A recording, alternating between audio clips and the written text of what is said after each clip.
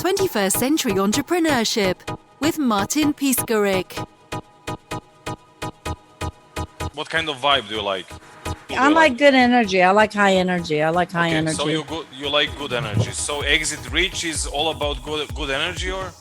Yeah. No, Exit Rich is all about selling your company.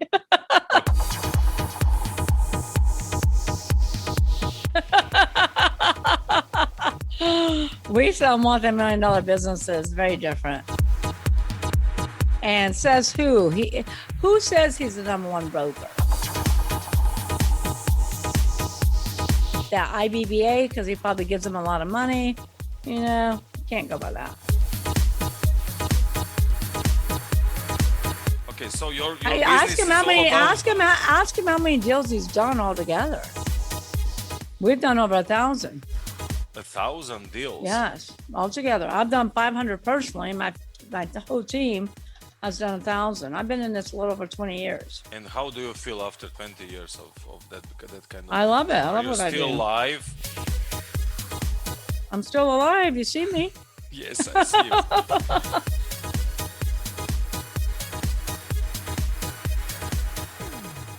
So I've been in mergers and acquisitions a little over 20 years. Sold over 1,000 businesses altogether. Personally, I've sold over 500 companies.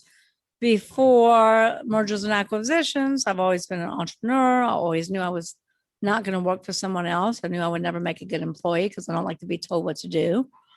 And why don't I like to be told what to do? I don't know why. It just bugs me. It's my number one issue. It bugs me. I don't like it. My husband still tells me what to do. He hasn't learned in 20-something years. He hasn't learned to stop telling me what to do. And when you started, you were like in early 20s or? Yeah, early 20s. Well, actually, yeah. Early 20s or maybe even before that. I've owned different businesses, event space, publishing, magazines. I did get recruited from Xerox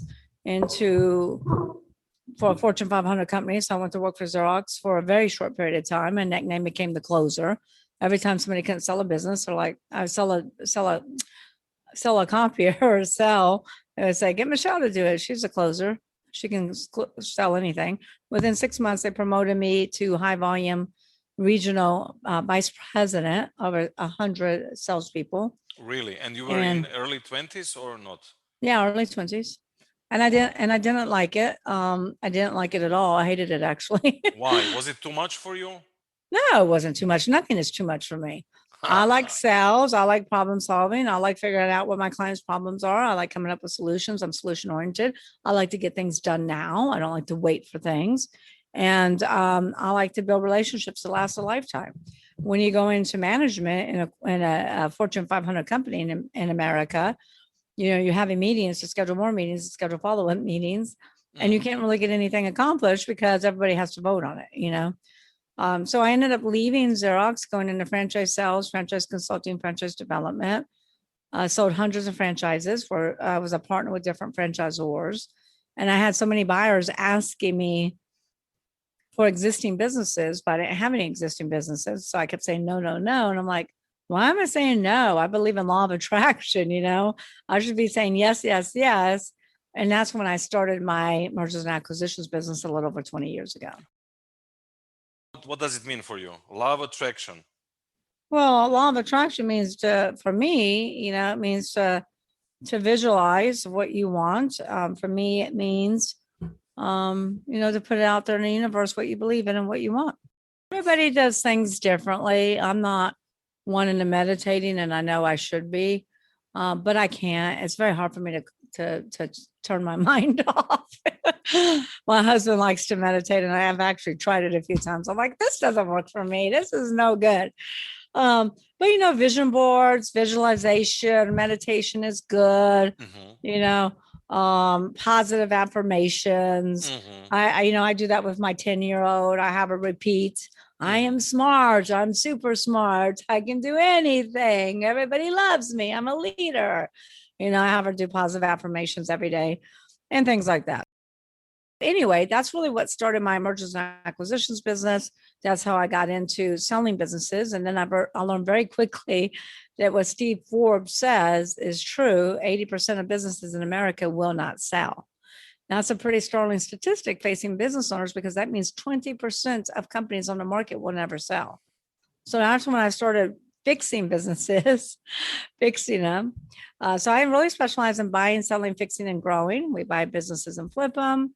I also partner with business owners, investing my money, my resources, my core competencies. I fix their business, grow their business, and put them on a build to sell model. And so that's, like I said, really our core competency. At any given time, we'll own 5 to 10 businesses that I'm building to sell. Any personality traits that you think are important for being in your business? In my industry? Yes, for new entrepreneurs that are listening to us. For new entrepreneurs, if they want to start selling companies? If they want to start selling companies, or Yes, if they do they need to be focused, persistent? What kind of energy do they well, need to my have? industry has a 98% failure rate, so it's not for most people. And I've been in this industry, like I said, a little over 20 years. When I first got in this industry, I walked into a convention and it was 3,000 men, and I was the only woman there. So, but my industry has a huge failure rate. It's a tough industry. It's not for anyone. You know, if it's somebody who wants to be successful in this industry, has to, number one, have working capital to support yourself. Number two, you really have to have great business acumen. You have to have a huge attention to detail. And you got to be empathetic. You got to be able to see all sides. And what's your formula for success? Why are you so successful? I'm so successful, you know, well, my nickname is a closer. There's one reason. I've been called a little Rottweiler. When I want something, I don't let go of it.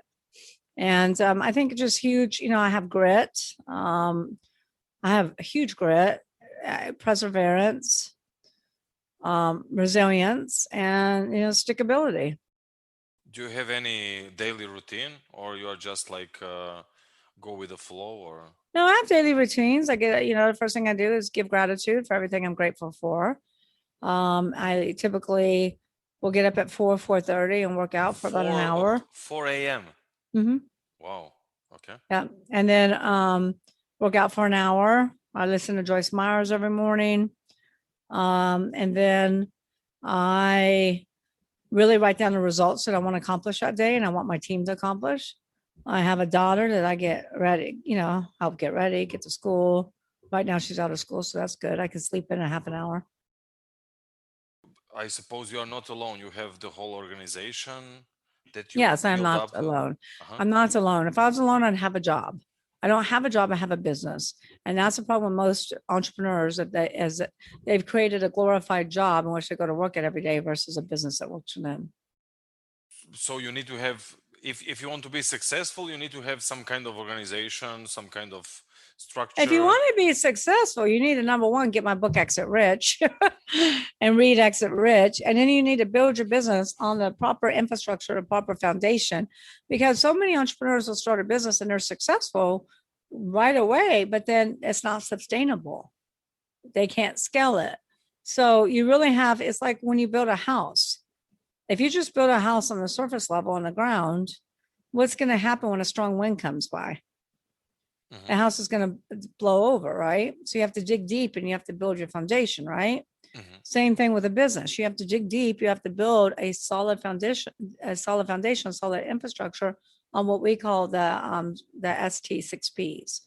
And so these are people, product, processes, proprietary, patrons, and profits. And I can go into each one if you want me to. Yes, please.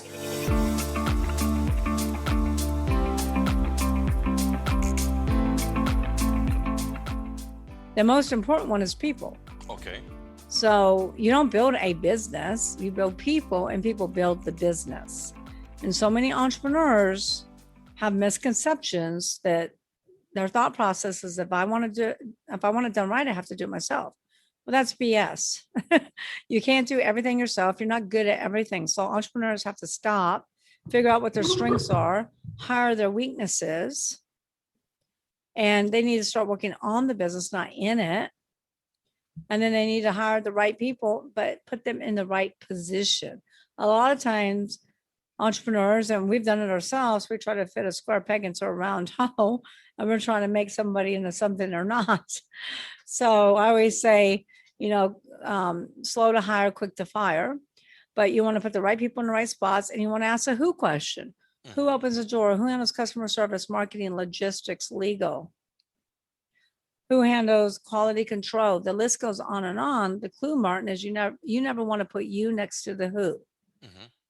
You want to build a business that runs without you. The number one reason that businesses are not sellable in America is because business owners don't have a business, they have a job, and they haven't built a business that someone wants to buy. Perfect example. I had a dentist that came to me, and one dentist, 3 dental hygienists.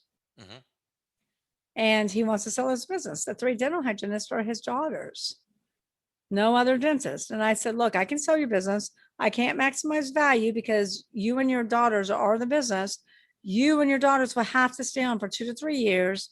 The purchase price will be contingent upon that. That will have contingencies like clawbacks, earnouts, seller financing. He says, honey, we're not staying. I said, well, then, honey, you're not selling. So many entrepreneurs have jobs. We got to build that business, and you want a layer of management as well. The entrepreneur should be the visionary working on the business. So that's number one, people.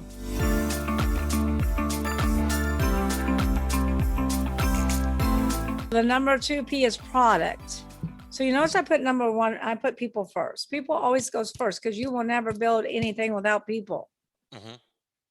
Number 2 is product. When I wrote my very first book, Sell Your Business for More Than It's Worth, in 2013, I did the research and learned that 90% of all startups will go out of business. That's common sense. We all know that. But here's what y'all don't know. When I did the research for Exit Rich, I did the exact same research, and I was flabbergasted to learn that the business landscape has actually flip-flopped. Now only 30% of startups will go out of business. So startups are not at great risk anymore. There are 30.2 million businesses in the United States employing over half the U.S. workforce. Small business is the backbone of the U.S. economy. Out of 27.6 million companies, those businesses have been in business 10 years or longer. 70% of them will go out of business. 70. So that's pretty scary for the economy, because if we lose small business, we lose jobs. We lose spending power, then more small businesses close. The number one reason for that is lack of aim. Aim is always innovate and market. Business owners stop innovating. I mean, in America, you hear about the big public companies all the time. Toys R Us, 75 years goes out of business. Kmart, Steinmart, GNC is closing down 900 locations. Godiva Chocolate's closing down 1,500. Disney stores are closing. But the media doesn't talk about the private businesses on every street corner, in every town, in every state. These business owners are exiting poor. They're selling for pennies on the dollar. They're having to close their business, or even worse, file bankruptcy. So product is huge, because you're either in a thriving industry or a dying industry. There's really no in between. You're either growing or dying. So you have to ask yourself, is your product, your industry, or your service on the way up or on the way out? If it's on the way out, then if it's on the way up and you're like an Amazon, let's say you're an Amazon and you're in your prime, then what you need to do is sell, because you should always sell in your prime. Toys R Us in 2015 had revenues of $11.5 billion. 1 year later, in 2016, they filed bankruptcy. In 2017, they completely went out of business. They closed all 1,500 locations in 35 countries. So you need to sell. They should have sold in 2015. So that's product. And if you're in an industry that's dying, that doesn't mean you just go home, pack up, and give up. That means you got to figure it out. You got to pivot. You got to ask yourself questions. Like Amazon did this back in the 90s. They asked themselves, what business are we in? Every freaking entrepreneur needs to stop and ask themselves, what business are we in? Amazon said we're in book fulfillment business. We fulfill book orders. Then the second most important thing is, what's your core competency? What's your USP? What sets you apart from everybody else? And Amazon said fulfillment. We do fulfillment better than everyone else. And then the third obvious question is, what business should we be in? Should. Okay, should. Should. And Amazon said, we need to be in the fulfillment business, fulfilling orders for everyone all around the world. Those three transformational questions transformed Amazon from a small book fulfillment center to the multi-billion-dollar worldwide conglomerate that they are today. So that's product. Also in product, so many business owners get this wrong, and that's why so many businesses closed during the pandemic. You got to have more than one profit center. You can't rely on one profit center. So many restaurants went out of business because they get paid one way. When customers come in and eat or they take food out, that's how they get paid. Where's their e-commerce business? Where's their selling some of their ingredients, their recipes, something that's unique to them? Where's their private label that they can sell to grocery stores and other retailers?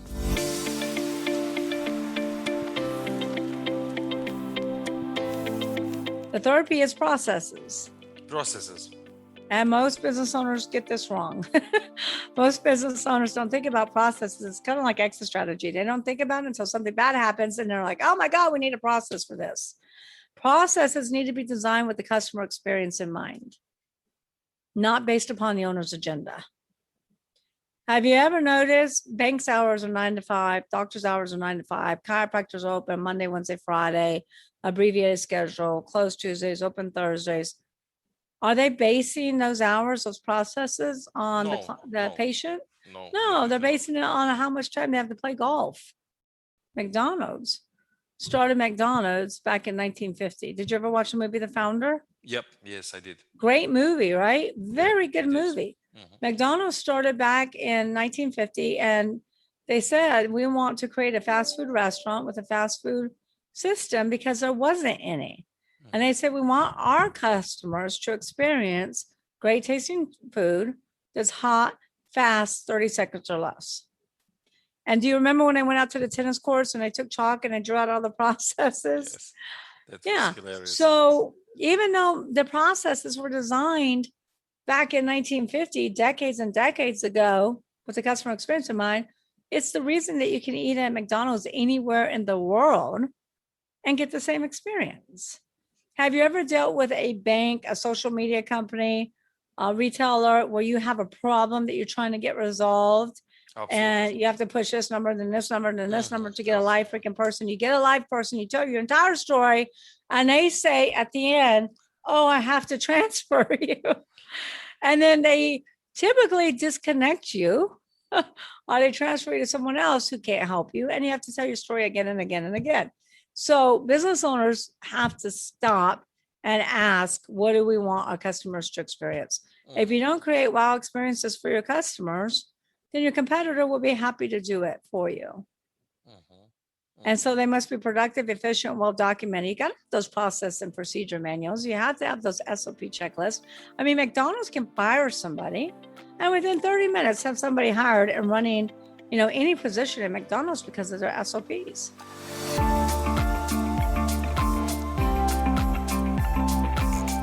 All of this is in my book. So Exit Rich is just not about selling your business. Exit Rich is all about building a sellable asset because 80% of businesses will never sell. So if you don't get this right and build a business that somebody wants to buy and pay you top dollar for, then you're going to be exiting poor instead of exiting rich. So Exit Rich is all about building a sustainable, scalable, and when you're ready, sellable asset. The fourth P is the highest value driver. The fourth P can take you from a 5 to 6 to 8 to 10 multiple.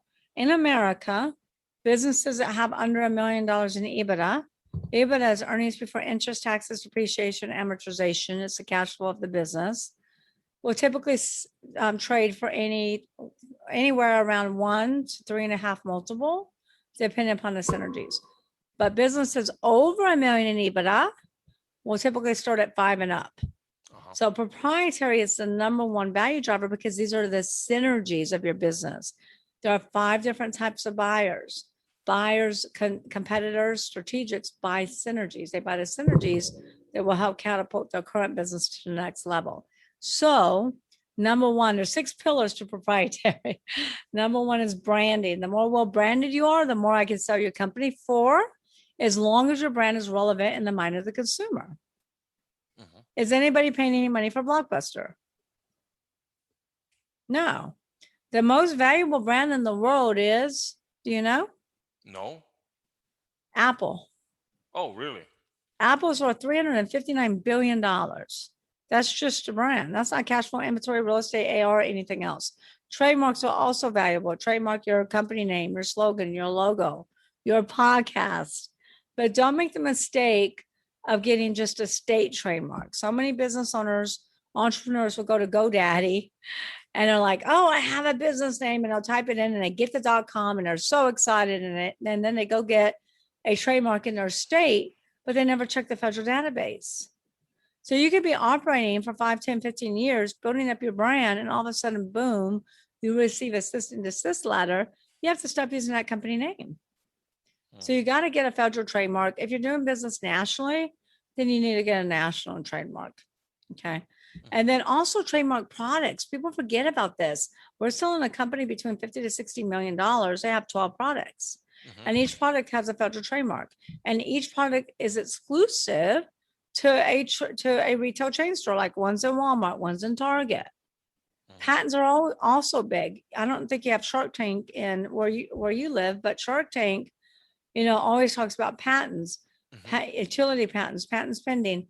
We sold a company for $18 million. It wasn't making that much money, but they had 18 patents. I understand. Contracts, manufacturing contracts, distribution contracts, vendor contracts, exclusivity contracts, franchisor contracts with franchisees.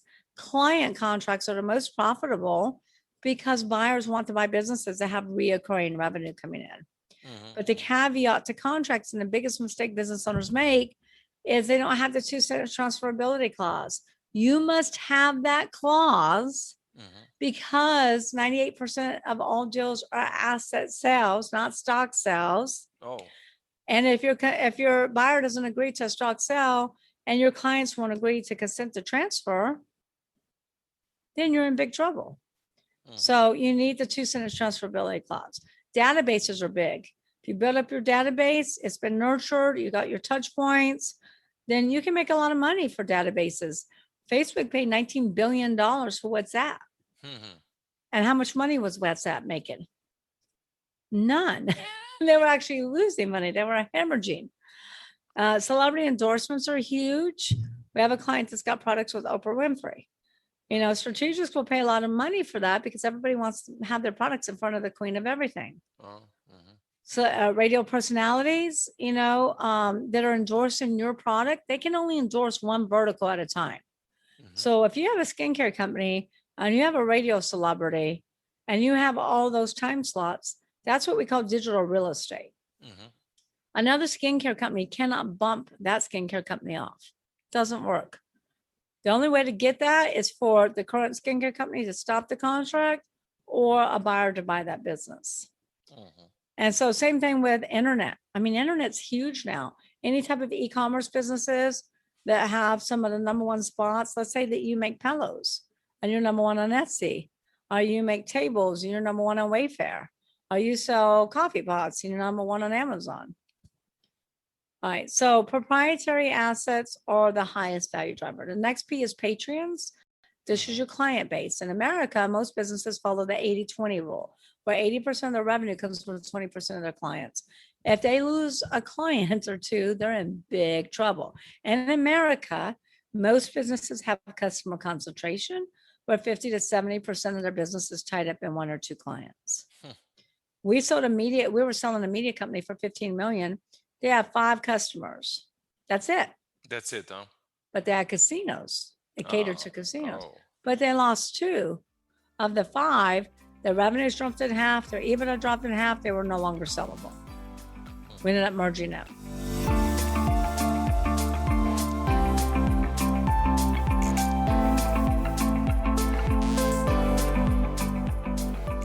And so the last P, the most important P to everybody, is profits.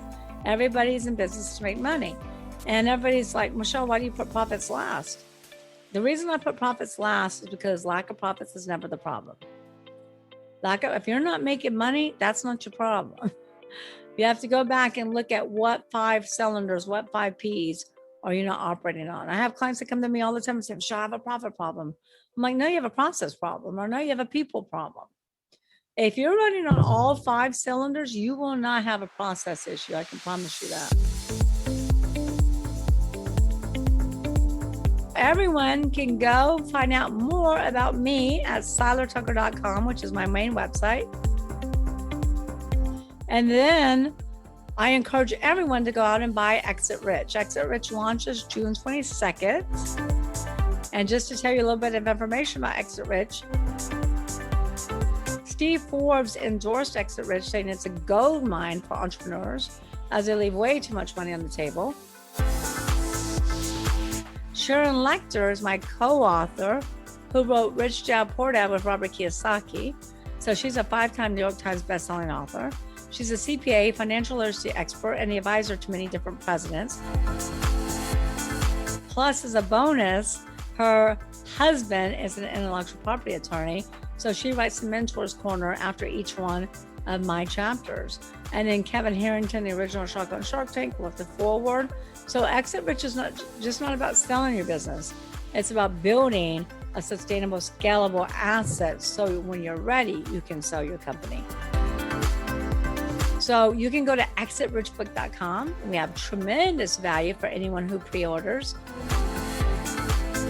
For $24.79, we will email the digital download to you immediately so you can start reading Exit Rich today. We will deliver the hardcover to your doorstep for no additional shipping costs to anyone that lives inside the United States. We will give you a lifetime membership to the Exit Rich Book Club, where there's video content of me doing lots of training and deep dives in these different techniques and strategies that I've been teaching for the last 20 years in the trenches, plus documents to operate your business, documents to sell your business. So we have sample policy and procedure manuals, employee handbooks, org charts, sample letter of intent, purchase agreements, due diligence checklists, closing docs. All the documents you need to operate and sell your business are available for your review and your immediate download. All of these documents are worth over $50,000. That's what it would cost you if you went to an attorney to recreate. I know, because I spent the money to create them all. And so you can get all of them for $24.79. Plus, we will give you a 30-day free membership into Club CEOs. Club CEOs is an entrepreneurship mastermind where we ask those transformational questions to help business owners pivot so they can build that sustainable, scalable, and when they're ready, sellable business. All for $24.79 at exitrichbook.com.